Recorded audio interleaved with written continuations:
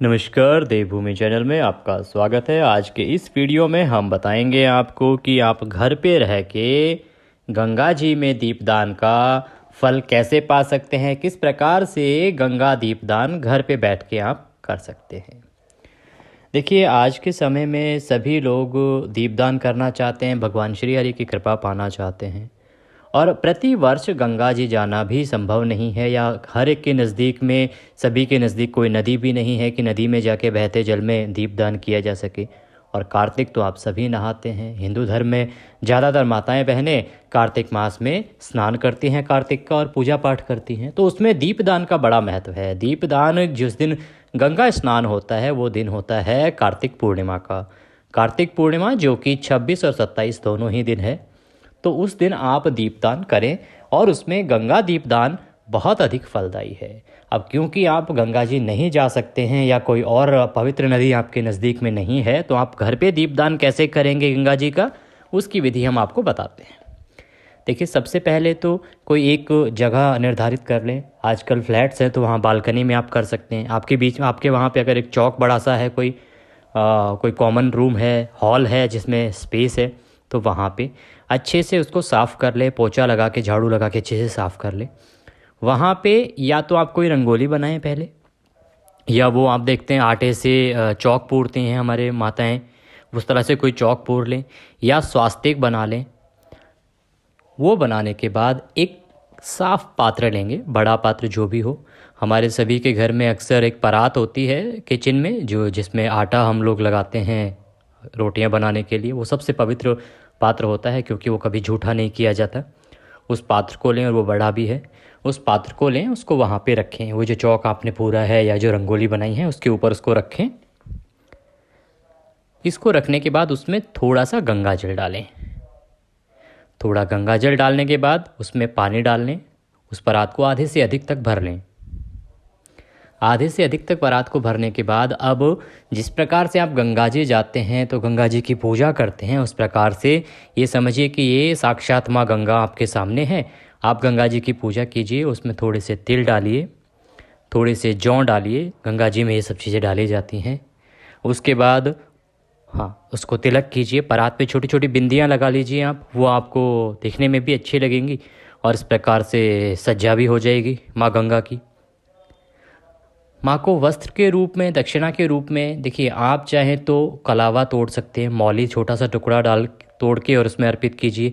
अन्यथा आप चाहें तो गंगा जी को आप वस्त्र भी उपहार भेंट दे सकते हैं। जैसे आप साड़ी या ब्लाउज़ या जो भी 5 कपड़े आप गंगा जी के लिए लेके आएँ, वो उस समय उनको अर्पित करें, बाद में किसी ब्राह्मण को दे दें। वो माता को अर्पित करेंगे, गंगा माँ को।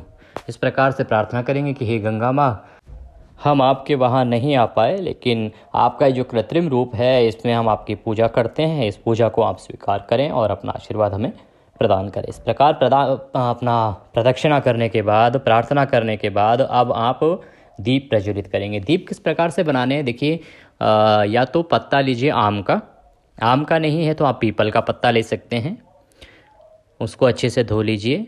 फिर एक बाती लीजिए जो घी में पूरी डिप की हुई होनी चाहिए, घी में भिगोइए उसको अच्छे से। उस बाती को पत्ते पे रखिए। आप 5, 7, 11 जितने भी दिए जलाने चाहते हैं उतने पत्ते लीजिए, या आप डौना रूपी पत्ता भी ले सकते हैं। आपको अगर बना बनाए, कभी आप अगर गंगा जी गए होंगे तो वहाँ पे आपने देखा होगा कि पत्तों के दोने बने होते हैं, तो आप उस तरह का भी बना बनाया ले सकते हैं। अन्यथा आप सिर्फ एक पत्ता लीजिए, उसको धो लीजिए, उसके ऊपर घी में भीगी हुई बाती रखिए।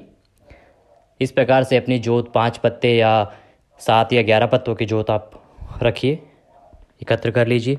फिर हम उन दीपक का पूजन करेंगे। पूजन के लिए सबसे पहले उनको तिलक कीजिए। तिलक करके उनको आप जौ अर्पित करेंगे, तिल अर्पित करेंगे। तिल अर्पित कीजिए भोजन के रूप में, और उसके बाद वस्त्र अर्पित कीजिए उनको। वस्त्र के रूप में कलावे के छोटे छोटे टुकड़े आप अर्पित करेंगे।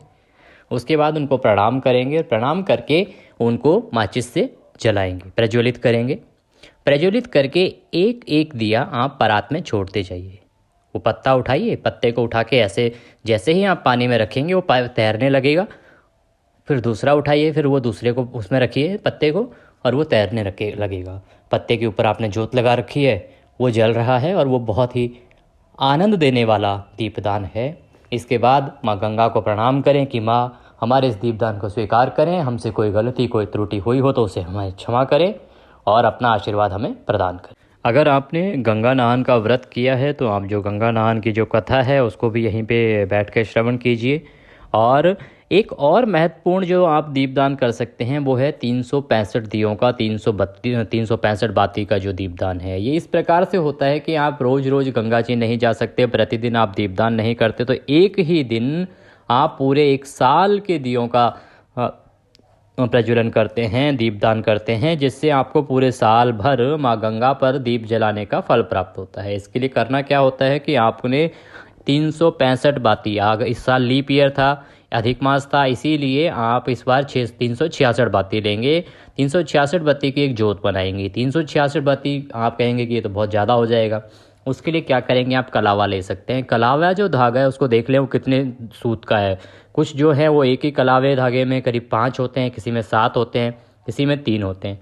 इस प्रकार से उससे आप एक में अगर 5 हैं तो आप उसको काउंटिंग करके और 366 सूत के हिसाब से उसको इकट्ठा कर लें और उसकी एक बत्ती बना लें।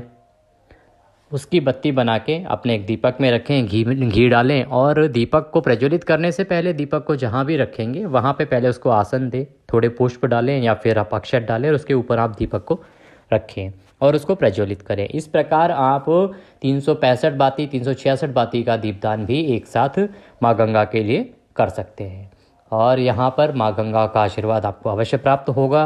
माँ गंगा से प्रार्थना करें कि उनका आशीर्वाद आपके सभी पूरे परिवार पर सदा बना रहे।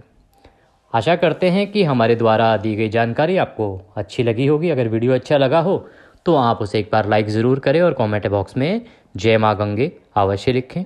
इस वीडियो में अभी के लिए इतना ही। अगले वीडियो में फिर होगी आपसे मुलाकात। तब तक के लिए जय श्री हरि।